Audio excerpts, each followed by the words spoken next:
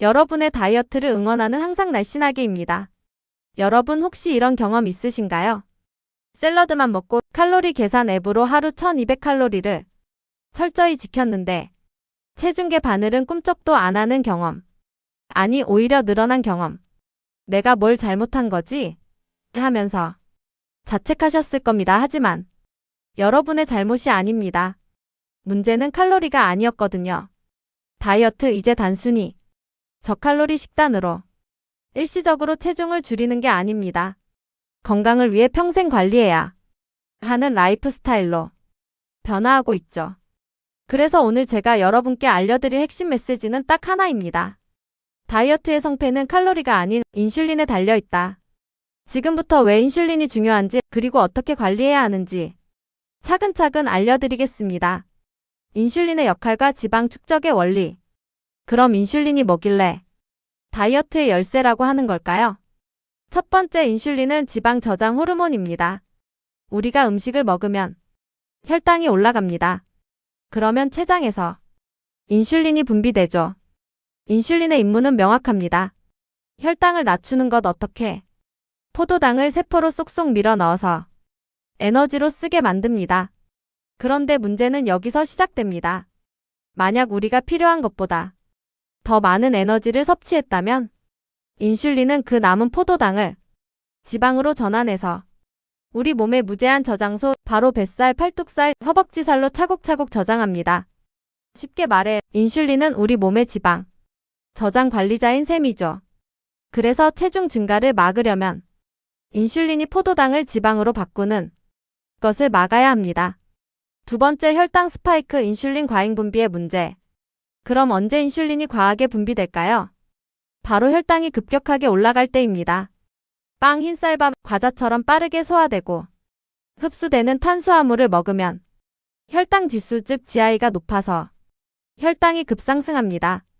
혈당이 빠르게 올라가면 인슐린도 급하게 대량으로 분비됩니다. 그런데 인슐린이 과잉 분비되면 혈당을 너무 빠르게 낮춰버려서 오히려 저혈당증이 생깁니다. 그럼 우리 몸은 어떻게 반응할까요? 배고파. 뭐라도 먹어야 해. 이렇게 허기를 느껴. 과도한 칼로리를 또 섭취하게 되고 체중은 계속 증가하는 악순환이. 세 번째, 가장 무서운 것, 인슐린 저항성. 더 무서운 건 우리 몸이 변한다는 겁니다.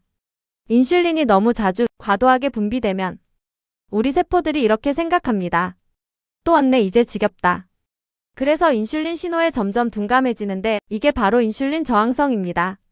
인슐린 저항성이 생기면 세포가 포도당을 제대로 흡수하지 못해 혈당 조절이 안 됩니다. 그런데 뇌는 상황을 잘못 판단해서 인슐린이 부족한가 봐라고 착각하고 췌장에 더 많은 인슐린을 만들라고 명령합니다. 결과는 인슐린은 넘쳐나는데 효과는 없고 우리 몸은 지방을 태우는 법을 잊어버립니다. 이렇게 되면 아무리 노력해도 살이 잘 안 빠지는 체질이 되는 거죠. 그래서 인슐린 저항성 개선은 다이어트 성공의 필수입니다. 인슐린 관리를 위한 식단 실천법. 자, 이제 핵심입니다. 그럼 인슐린을 어떻게 관리해야 할까요?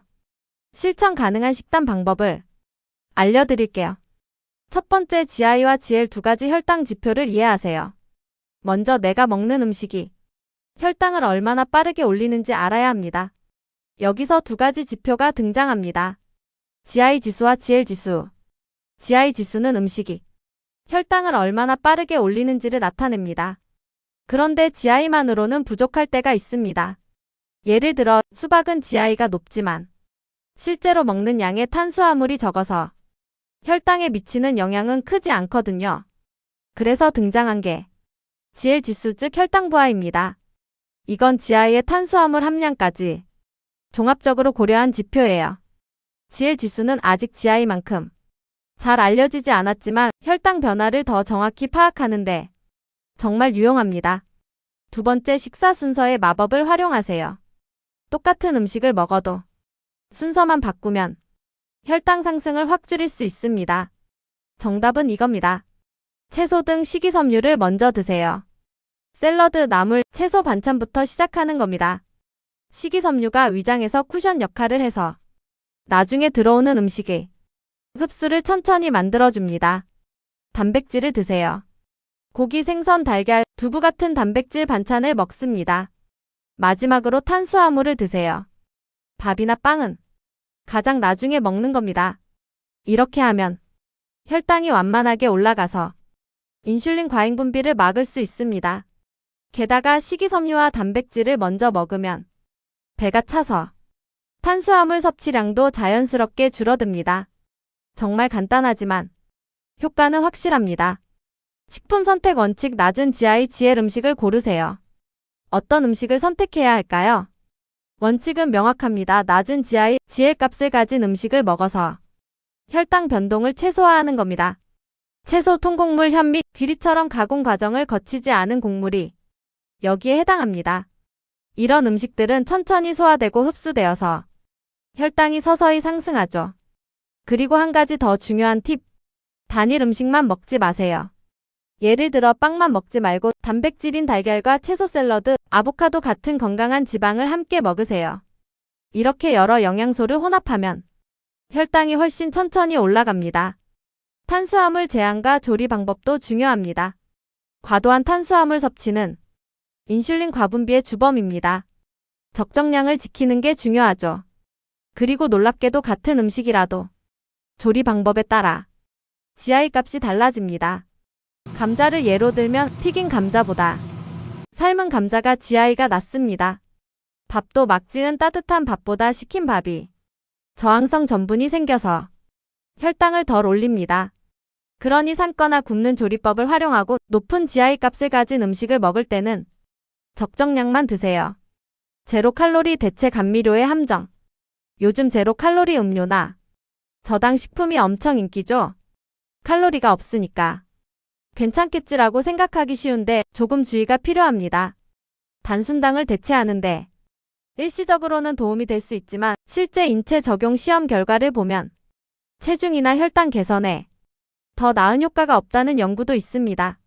장기적으로 과량 섭취하는 건 권장하지 않습니다. 차라리 단맛에 대한 욕구 자체를 줄이는 게 더 건강한 방법입니다. 생활 습관을 통한 인슐린 균형 유지. 자, 식단 실천법을 알아봤는데요. 식단만큼 중요한 게 생활 습관입니다. 첫 번째, 공복 유지와 규칙적인 식사. 인슐린 분비를 억제하고 인슐린 저항성을 낮추려면 어떻게 해야 할까요? 바로 식사 간 충분한 공복을 유지하는 겁니다. 일반적으로 식후 인슐린 수치가 정상으로 떨어지기까지 46시간 정도 걸립니다. 그런데 우리는 어떤가요? 간식, 음료, 야식, 끊임없이 뭔가를 입에 넣고 있죠. 그러니 최소한 식사와 식사 사이에 46시간은 아무것도 먹지 않는 시간을 두세요. 요즘 많이들 하시는 간헐적 단식도 이런 원리입니다. 실제로 한 달간 간헐적 단식을 시행하면 인슐린 저항성이 개선된다는 연구 결과도 있습니다. 두 번째, 운동은 선택이 아닌 필수입니다. 인슐린 저항성 개선을 위해서는 적절한 식이 조절과 함께 규칙적인 운동이 필수입니다. 특히 하체 운동을 추천합니다. 왜냐고요? 우리 몸 근육의 3분의 2가 하체에 모여 있거든요. 스쿼트, 런지 같은 하체 운동으로 큰 근육을 단련하면 효과가 훨씬 좋습니다. 그리고 유산소 운동과 근력 운동을 병행하는 복합 운동이 대사 증후군 및 인슐린 저항성 개선에 가장 유용합니다. 헬스장 갈 시간이 없다고요? 괜찮습니다. 식후에 1015분만 걷거나 계단을 이용하는 것만으로도 혈당이 급격히 상승하는 걸 막을 수 있습니다. 세 번째, 스트레스 관리 절대 무시하지 마세요. 마지막으로 스트레스입니다. 만성 스트레스는 코르티솔이라는 스트레스 호르몬 수치를 증가시킵니다. 코르티솔이 높아지면 어떻게 될까요?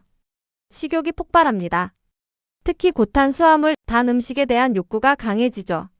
그리고 섭취한 칼로리가 지방으로 전환되는 걸 촉진합니다. 그러니 명상, 요가, 취미활동, 충분한 수면 등을 통해 스트레스를 관리하고 코르티솔 수치를 안정시키는 게 정말 중요합니다. 자, 오늘 우리가 알아본 내용을 정리해볼까요? 다이어트는 단순히 덜 먹고 많이 움직이는 게 아닙니다. 핵심은 인슐린 분비에 미치는 건강한 식습관으로 혈당을 안정시키고 규칙적인 운동으로 인슐린 저항성을 개선하고 충분한 수면과 스트레스 관리로 호르몬 균형을 맞추는 것. 이것이 건강하고 효과적인 다이어트의 진짜 핵심입니다. 칼로리 계산기는 이제 내려놓으세요. 대신 오늘 배운 인슐린 관리 방법을 하나씩 실천해 보세요. 여러분의 몸이 분명히 달라질 겁니다. 여러분의 다이어트를 응원하는 항상 날씬하게였습니다. 감사합니다.